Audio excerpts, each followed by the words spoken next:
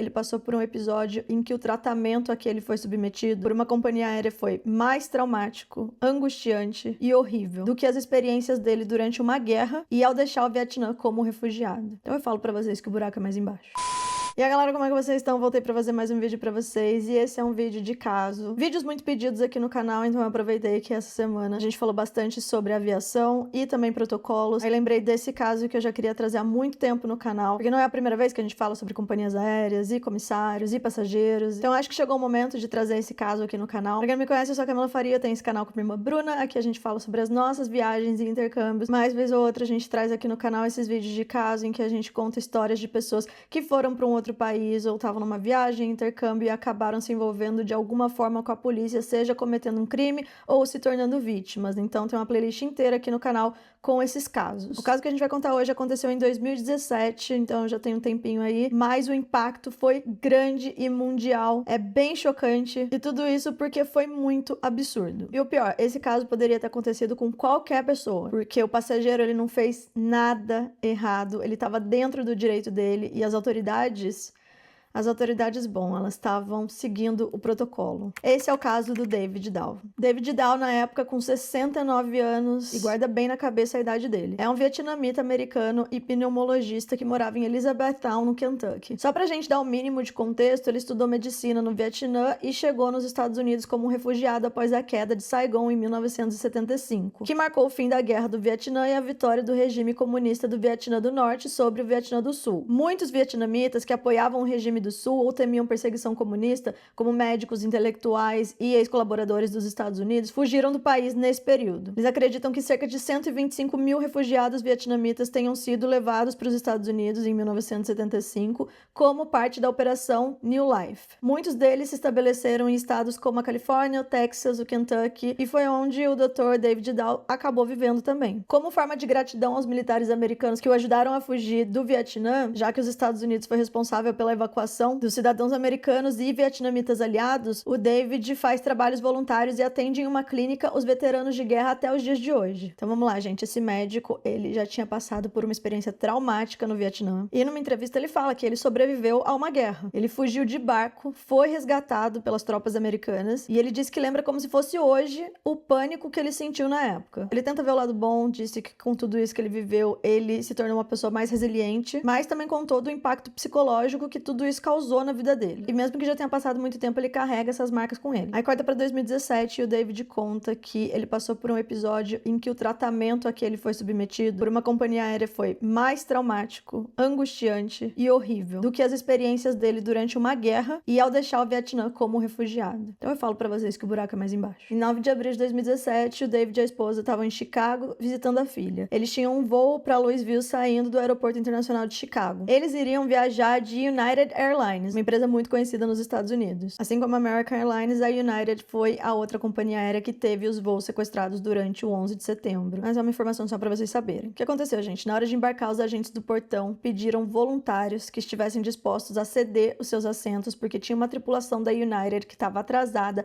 pra chegar em Louisville e eles teriam que trabalhar no dia seguinte. Não conseguiram embarcar antes, não se sabe o motivo, mas a tripulação precisava embarcar, então eles precisavam de 4 assentos. Os agentes da United seguiram as políticas da empresa e fizeram uma oferta geral para os passageiros, que seria de $800 em créditos para uma viagem, alimentação e acomodação, e aí eles poderiam embarcar no próximo voo para Louisville. Assim, no primeiro momento, o doutor com a esposa, eles se voluntariaram, eles falaram que tudo bem, que eles poderiam ir no próximo voo, mas quando ele descobriu que o outro voo seria só no dia seguinte, ele voltou atrás e falou que não poderia porque ele tinha pacientes para atender logo pela manhã. Ele resolve permanecer nesse voo, embarcam, todo mundo entra e acontece que ninguém aceitou ceder o assento para a tripulação. E aí que a companhia aérea seguiu o protocolo, que é quando eles escolhem aleatoriamente os passageiros para saírem do voo. Ou seja, eles fazem uma remoção involuntária. E aí as pessoas escolhidas foram um casal e justamente o Dr. David e a esposa dele. Só que os passageiros já estavam embarcados, eles já estavam sentados, eles já estavam com cintos afivelados e eles seriam obrigados a se levantar, pegar as malas e sair desse voo para pegar o próximo só no dia seguinte. E tudo isso porque é a política de overbooking da empresa. Para quem não sabe, gente, o overbooking funciona desse jeito. As empresas aéreas, normalmente, elas vendem mais assentos num voo do que está disponível. E eles fazem isso porque eles consideram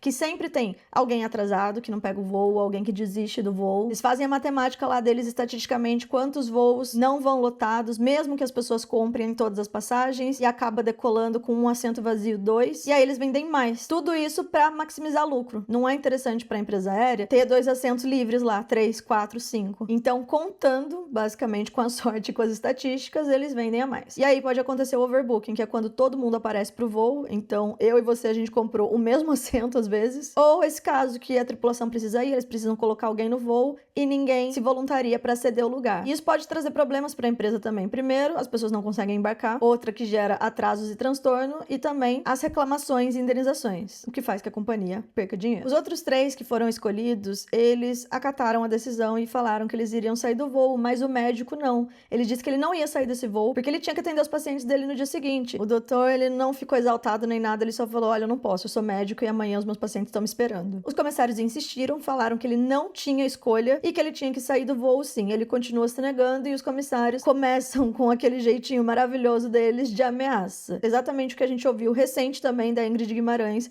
quando pediram para ela trocar de assento, sair da classe que ela tinha comprado para uma inferior para dar o lugar dela para uma outra pessoa que estava numa classe superior. Você não pode mais viajar com a gente vai chamar as autoridades, esse tipo de coisa. Fora quando eles não falam na comunicação interna do voo que você, passageiro, tá atrapalhando a decolagem, colocando as pessoas contra você. Nesse caso, eles falaram para ele: a gente vai ter que chamar as autoridades, e ele disse: pode chamar, eu não vou sair do meu assento.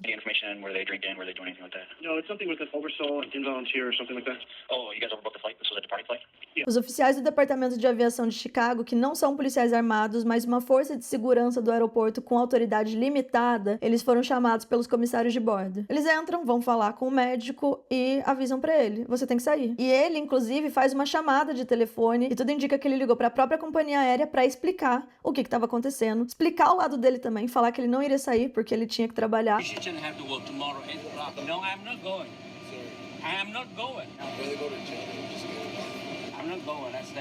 E lá no telefone não estavam resolvendo nada e os oficiais estavam falando pra ele que ele iria sair por bem ou por mal, e isso significava que eles iam usar a força. Nisso tudo, gente, era ele sentado, todo mundo olhando, fazendo uma pressão psicológica ali, e eu não consigo imaginar nem o medo, a indignação, o sentimento de injustiça que o David sentiu nesse momento. Mas calma, que piora. Mesmo recusando inúmeras vezes, explicando pra todos que ele precisava trabalhar no dia seguinte logo pela manhã, os oficiais não quiseram escutar. O médico também falou que ele iria processar a empresa, mas né, protocolo, gente.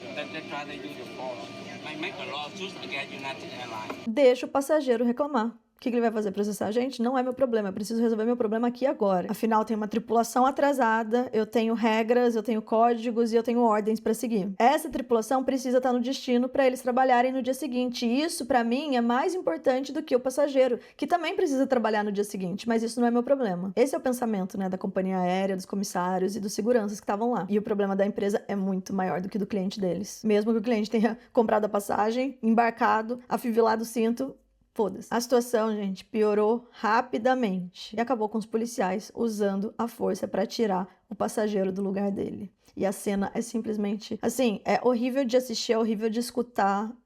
Não tinha que ter acontecido isso. Ele foi removido à força do voo da United. O doutor foi arrastado violentamente pelo corredor do avião, com ele claramente gritando por ajuda e sendo imobilizado pelos agentes. Os gritos dele são desesperadores. Durante a remoção, o Dr. David ele sofreu ferimentos ao ser puxado do assento, batendo a cabeça no apoio do braço. Além dos cortes e dos hematomas, ele sofreu uma concussão, perdeu os 2 dentes da frente e quebrou o nariz. Os passageiros ao redor estavam em pânico, gritando e igualmente indignados. O doutor ainda volta para o meio do avião correndo todo ensanguentado e depois disso fizeram todos os passageiros saírem do avião. O médico foi removido do avião desmaiado e ele disse que ele nem se lembra de acordar no hospital. Por conta disso, além do trauma, ele também teve que passar por uma cirurgia reconstrutiva no rosto. Nos relatórios iniciais, esses agentes relataram que o doutor ele resistiu e descreveram o comportamento dele como agressivo e combativo. Segundo esses relatos, o doutor estava se debatendo com os braços e tinha lutado contra os oficiais, o que segundo eles resultou resultou nas lesões do rosto, já que ele bateu no apoio do braço do assento. Porém, os passageiros ao redor, eles gravaram vídeos, e as cenas que eles tinham era completamente diferente dos relatórios dos oficiais. As cenas mostram o Dr. David sentado, falando calmamente com os oficiais, ele não tá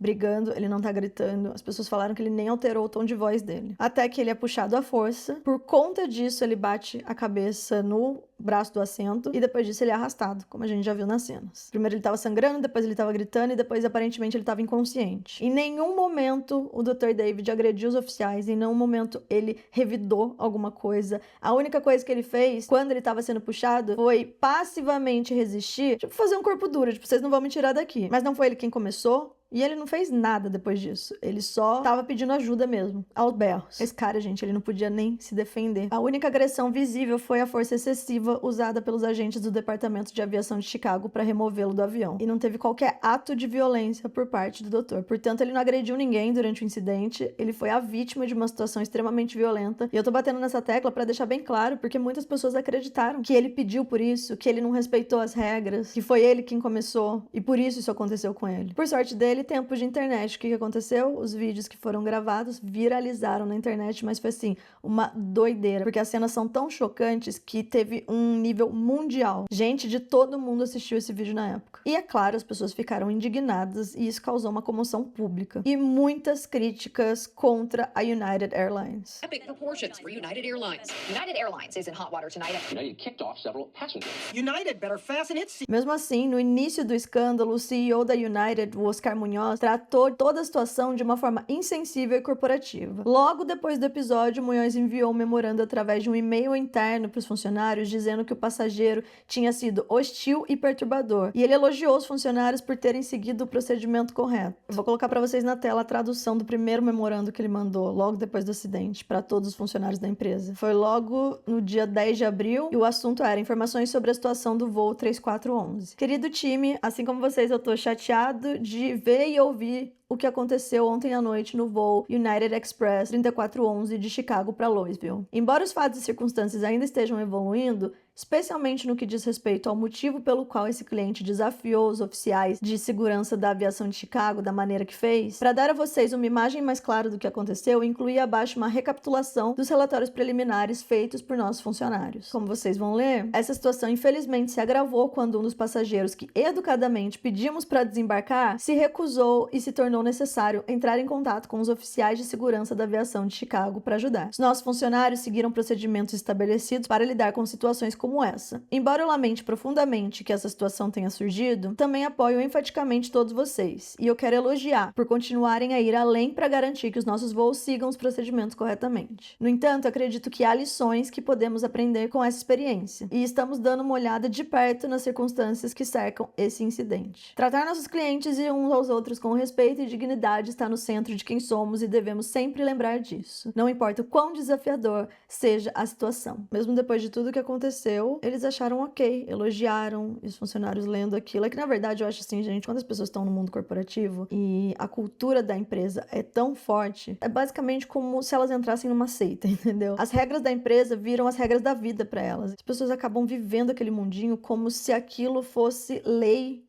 fosse regra, fosse o certo, mesmo claramente não sendo. Olha a distorção de imagem e pensamento que o CEO passou para todo mundo. A gente tá certo, a gente seguiu o protocolo, o passageiro foi hostil e paciência. Mesmo assistindo as imagens, eles falaram, parabéns, a gente pediu educadamente, a gente respeita os clientes, quando a realidade é o oposto disso. Continua até hoje. E tanto é que ele estava errado, que esse e-mail vazou. E essa declaração deixou as pessoas mais revoltadas ainda. Porque parecia que ele estava culpando a vítima, minimizando o episódio, e essa atitude dele, as palavras dele foram vistas como cruéis, desumanas e desrespeitosas. Isso tudo afetou gravemente a imagem da companhia e a sua própria reputação como líder. E se vocês perceberem, ele também coloca a culpa nos oficiais. Só que quem exigiu que tudo aquilo acontecesse, a retirada do passageiro, foram os comissários, seguindo o protocolo da empresa. As pessoas não perdoaram, ele foi duramente criticado por se importar mais com a imagem da empresa e os funcionários do que o bem-estar do passageiro que foi agredido, que foi uma vítima dentro do avião deles. Quando esse vídeo viralizou, as ações da empresa sofreram uma queda considerável. No dia 11 de abril de 2017, um dia após o e-mail dele ser divulgado, as ações da United Airlines caíram cerca de 4%,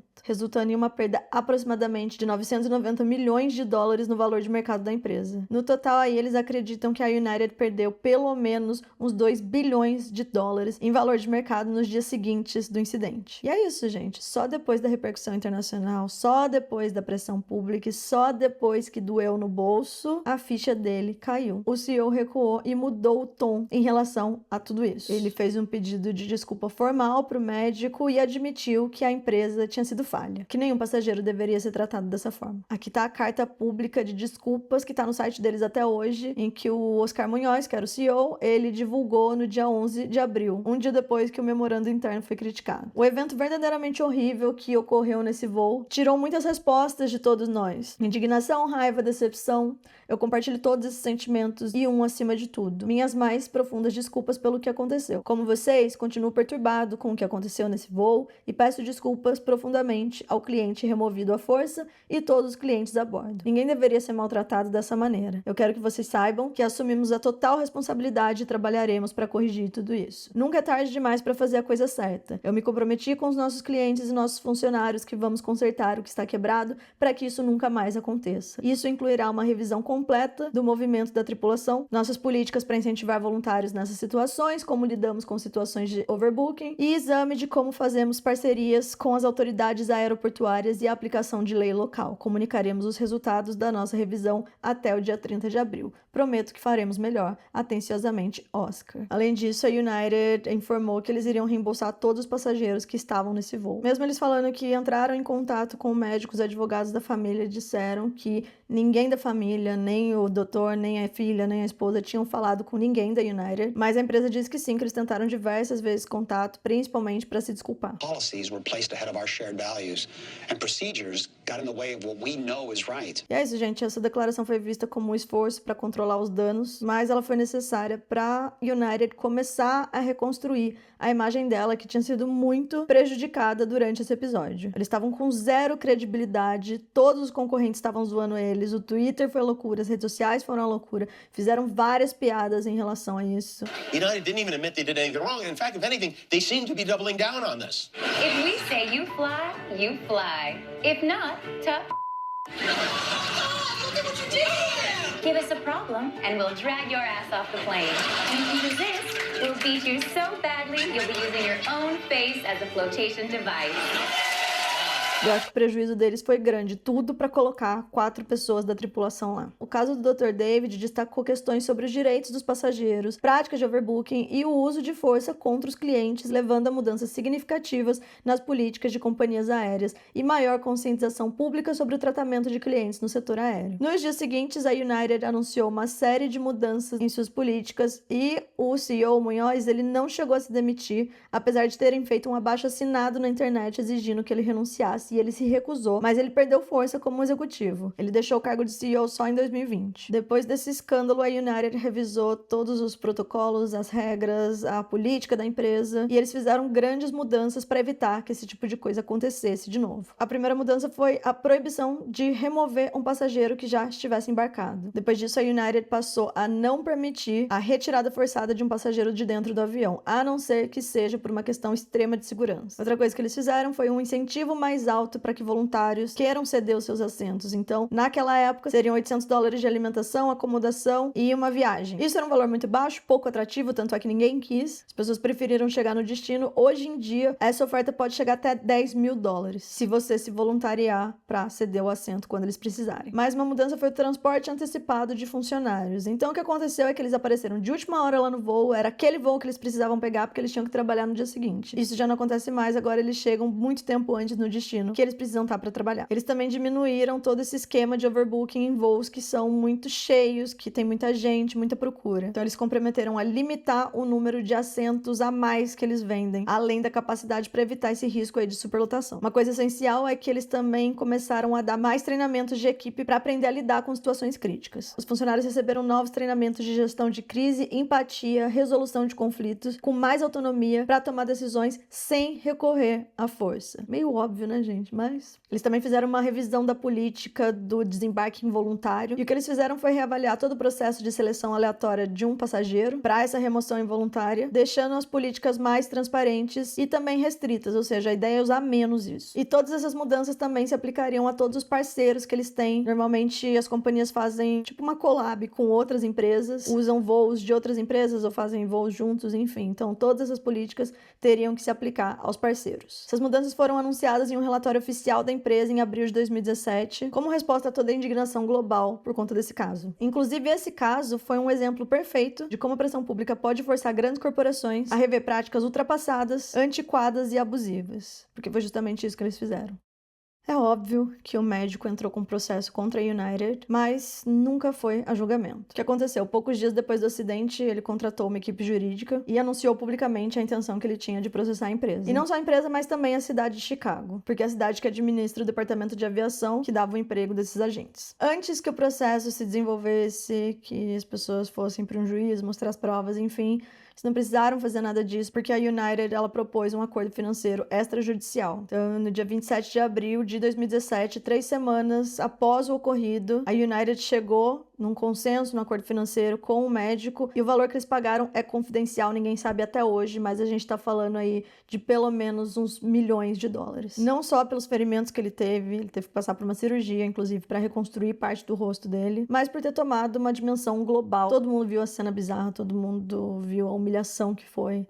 Então, deve ter sido muita grana mesmo. Até porque os advogados deles falaram que, mesmo com o financeiro, ele ficaria traumatizado pro resto da vida e que eles estavam satisfeitos com o valor, mas mais ainda pelo impacto, porque eles acreditam que isso levaria a uma melhoria de como as empresas aéreas tratam os seus passageiros. O advogado dele falou numa coletiva de imprensa na época: por muito tempo as companhias aéreas, em particular a United, nos intimidaram. A gente quer respeito e dignidade, só isso, nada demais. Eles chegaram até a falar que as empresas aéreas fazem bullying com os passageiros. Quando a gente vê meio que o final da história, o médico acabou ganhando, porque ele recebeu uma compensação financeira, ele também conseguiu mudanças significativas no setor, e ele não precisou passar por um julgamento demorado, de apresentação de provas, de ficar revivendo tudo que aconteceu com ele. Então, dos males, esse foi o menos pior. Agora, sobre os oficiais que fizeram isso com ele, né? Também por conta da pressão pública, estavam pedindo uma investigação, e ela aconteceu, conduzida pelo escritório do inspetor-geral de Chicago, que concluiu que os agentes envolvidos violaram as regras de conduta, usaram força excessiva e forneceram declarações enganosas nos relatórios oficiais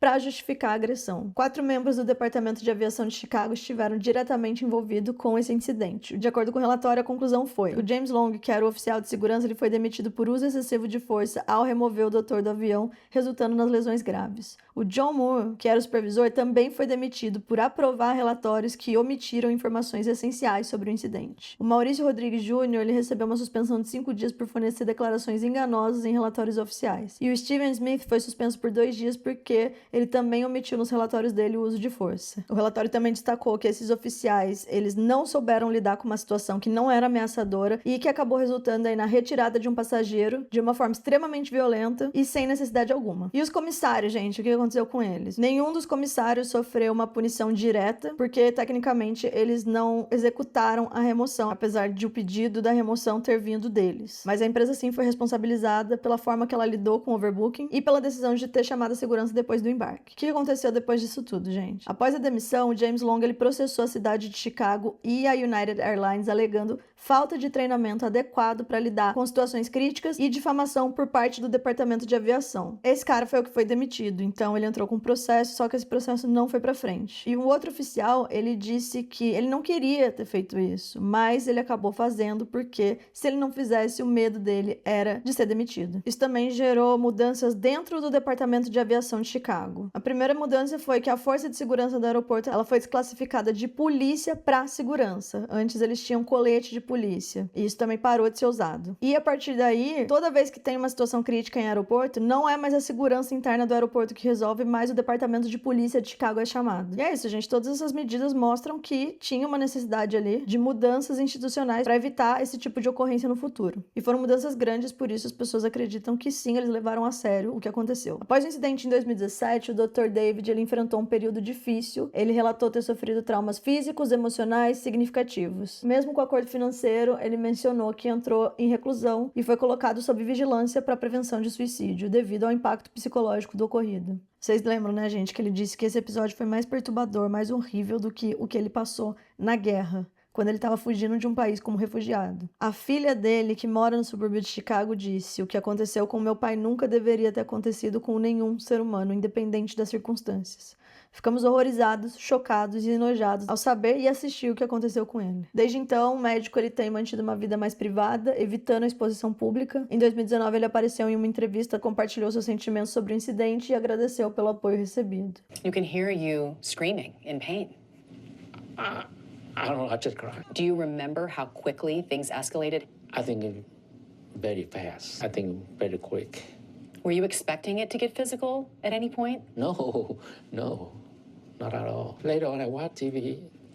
Oh, yeah, I just cried. Tudo isso que aconteceu com a United também causou mudanças nas políticas de outras companhias aéreas, porque esse escândalo gerou um debate global sobre as práticas das companhias aéreas em relação aos direitos dos passageiros. Então, várias companhias começaram a rever as políticas de remoção involuntária, de overbooking, políticas de embarque, todas implementando alguma mudança para evitar o uso de força contra um passageiro. E também sobre as questões de compensação em caso de overbooking. E aí a gente vê o papel essencial das redes sociais, as críticas e a pressão pública. O grande poder que as redes sociais têm em influenciar uma opinião pública e, consequentemente, pressionar grandes organizações. He was given a seat in economy class. He said that he was removed from a flight and told involuntarily that if he refused to deplane, he would be put in handcuffs. This is still going on. I heard about that, so I don't know any of the details. But it's probably another good example why our policies need to be re-examined. Acho que mostrou também a importância das coisas serem gravadas, porque pelo relatório dos oficiais, o passageiro estava errado e pronto, se ninguém tivesse filmado, as pessoas poderiam testemunhar, mas ninguém ficaria sabendo. E mostrar também que um evento local, um evento pequeno, ele pode tomar uma proporção que ninguém imaginava. E desse jeito, força sim mudanças nas empresas. Não é porque eles falam que é protocolo que as pessoas têm que aceitar. Depois disso tudo, a indústria da aviação mudou e a forma como as companhias lidam com situações que são muito comuns para eles, como overbooking e passageiros conflitantes. Bom, gente, esse foi o caso do Dr. David Dow. Um caso lamentável. Era o tipo de coisa que jamais deveria acontecer. O cara tinha quase 70 anos. Era um senhor, estava visitando a filha. Queria ir embora para casa para atender paciente no dia seguinte. É um negócio que faz você perder a fé da humanidade, sabe? E vamos para a pauta principal. Isso tudo aconteceu enquanto os funcionários estavam seguindo protocolos. Só que eu acho que a gente tem que colocar na nossa cabeça, gente, que não só na aviação, é na medicina, é com a polícia, dentro de empresas, mundo corporativo no geral. Os protocolos, eles mudam. As coisas são feitas, a gente aprende alguma coisa, começa a fazer assim, assim, assim, dá errado, vai lá e muda para melhorar. Conforme os anos vão passando e a gente vai aprendendo mais coisas, sim, tem regras e tem protocolos que eles funcionavam até então, eles funcionavam naquele contexto e eles passam a não funcionar mais. E eles têm que ser atualizados, justamente para atingir diferentes situações e garantir ainda mais a segurança. Um caso que também foi muito questionado, porque os oficiais falaram, né, no caso a polícia, disse que eles seguiram o protocolo, logo eles não tinham culpa do que tinha acontecido, foi o caso do George Floyd. Eles imobilizaram, prenderam o pescoço dele de uma maneira que já não era indicado mais que os policiais fizessem, mas não era proibido ainda, e eles mataram o cara. E aí, quando começaram a questionar o que aconteceu, como chegamos nisso, não, foi o protocolo. O protocolo não é desculpa para agressão, o protocolo não é desculpa quando alguma coisa deu errado.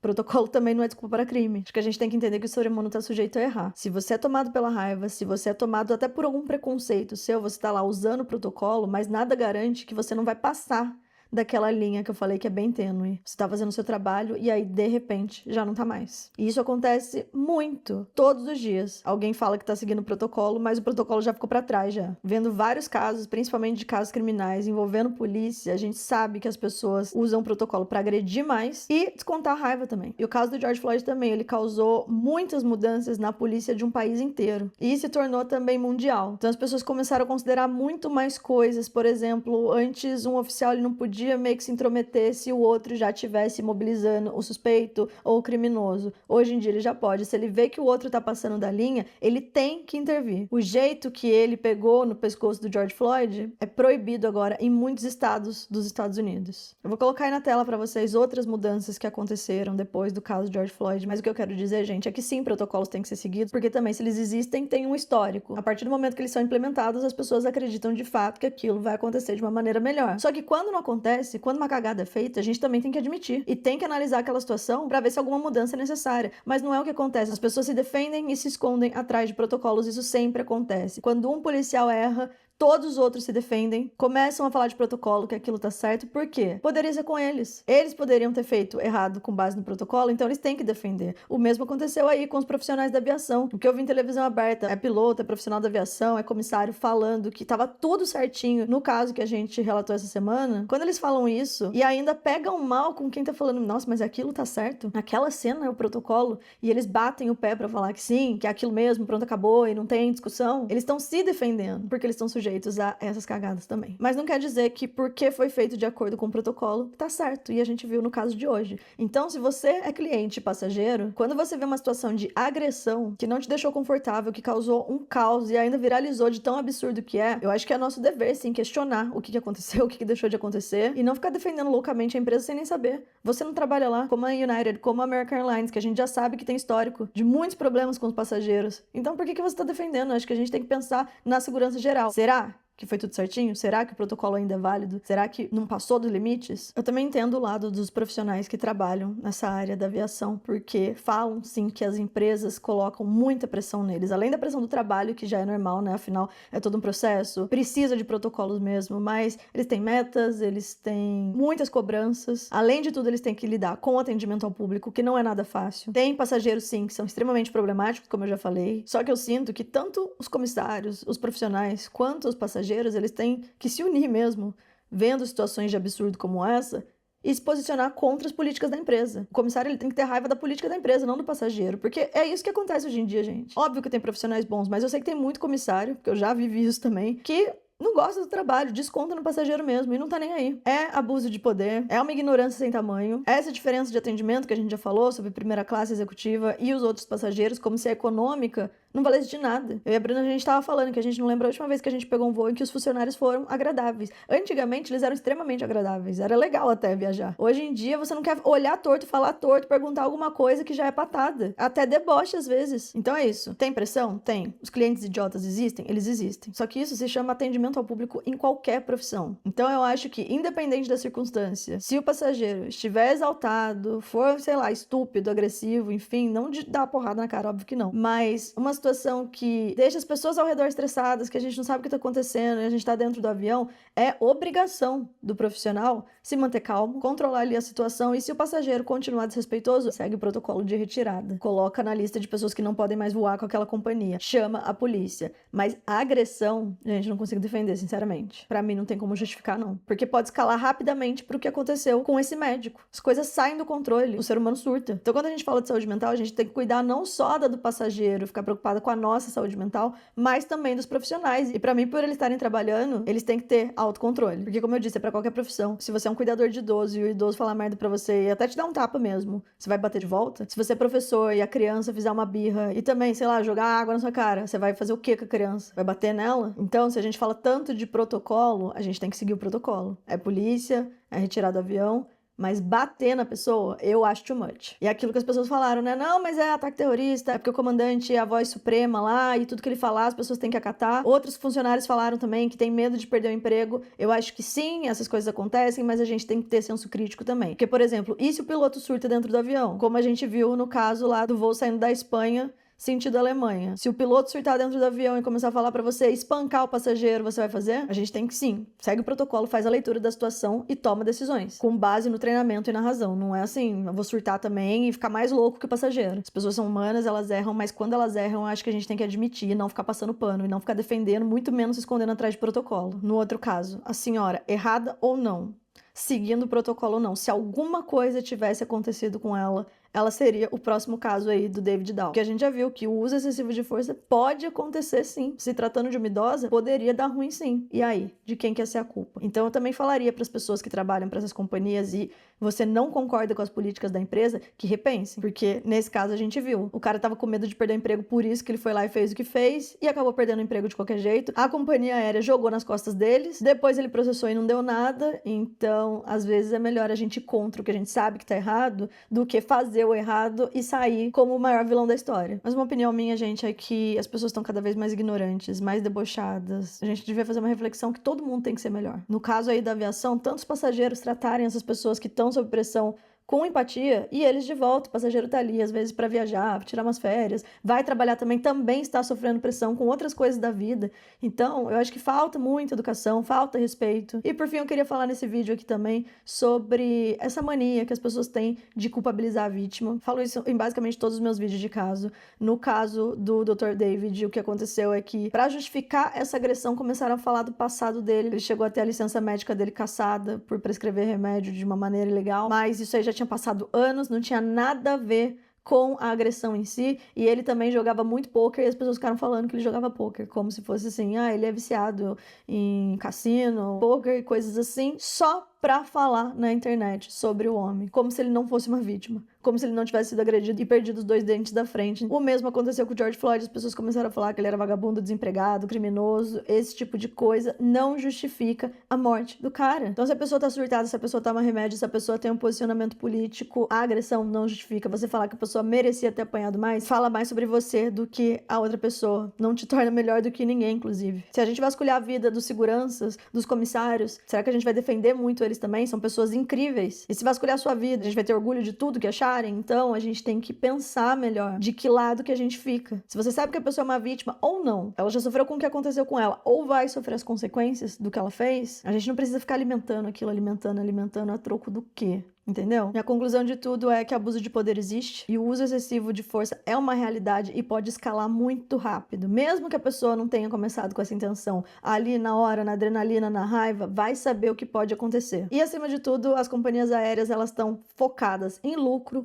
E é só, elas não estão nem aí pro passageiro e pro funcionário. Então é por isso que as pessoas têm que se unir, tá? Protocolos ineficientes e ultrapassados são uma realidade também. Então a gente tem que estar sempre questionando se tá funcionando ainda, se serve para aquele momento, para aquelas pessoas. Se toda vez que você questionar alguma coisa, mesmo que pacificamente, você tomar um cacete de funcionário, em que mundo que a gente vai parar? A gente tem que ter medo de viajar de avião agora? Tem que ter medo de fazer as coisas? A gente não pode perguntar mais nada? Tem que aceitar tudo? Tudo que alguma pessoa que é autoridade fizer, mesmo que seja questionável, a gente não pode falar nada? Acho que não é bem assim que funciona, não. Então, eu trouxe esse caso para vocês verem que sim, mudanças são necessárias e elas acontecem principalmente com opinião pública, principalmente com escândalos. E mais que isso, não são com casos que saem da curva, porque todo dia acontece alguma coisa desse tipo. A gente só não fica sabendo. Mas quando toma uma proporção nacional ou mundial, aí as coisas são feitas, principalmente quando dói no bolso deles. Eu, como passageira que voo bastante com diversas companhias aéreas e tenho sim muitos problemas com eles, como foi o caso da TAP Portugal, por exemplo, eu sempre vou olhar os dois lados e não vou ficar defendendo a empresa em lugar nenhum, não. Se fizerem um trabalho bom, ótimo, é por isso que eu tô pagando. Se não fizerem, eu vou falar assim. E se você é funcionário de uma empresa aérea, não concorda com as coisas que você tem que fazer, que você é sujeito a fazer, ou que trata pessoas de forma diferente, talvez também seja a hora de refletir aqui. E pra quem é passageiro, se você é escroto com as pessoas, ou nem passageiro, gente, ser escroto com pessoas que estão prestando serviço pra você é totalmente desnecessário. Então, se a gente puder deixar uma reflexão geral, é mais empatia e respeito pelas pessoas, porque tá faltando muito no mundo. E é isso que eu tenho pra falar, gente. Eu espero que vocês tenham gostado desse vídeo. Se inscreve no canal e ativa o sininho pra receber notificação toda vez que a gente postar vídeo novo. E segue a gente nas redes sociais também, porque lá a gente posta conteúdo mais ao vivo. Mila Faria, Bruna P. Faria, MushShareBR. E é isso, galera. Até o próximo vídeo. Um beijo, é nóis. Tchau.